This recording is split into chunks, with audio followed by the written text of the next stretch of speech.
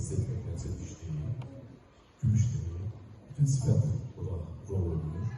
Ona görə də mən stomatologiyanın ən aktual bölmələrindən biri üst çənə cərrahiyyəsindən danışacağam. Təəssüf ki, üst çənə cərrahiyyəsini də müalicə fakültəsinə verməyə başlayıblar və müalicə fakültəsindən gələn əməkdaşlar diş haqqında, dişləm haqqında məlumatı olmayaraq gəlib düşüblər üst çənə cərrahiyyəsinə. Biraz o iki görüntüdə gözəl olub, sonradan dəyişilib.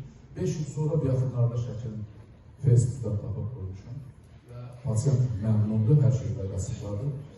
İzləyirik.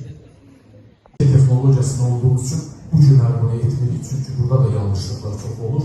Nəyə görə? Çünki 2D texnologiyada ancaq çənənin önə, arxaya və yana, sola və sağa getməsini təmin etmək olur.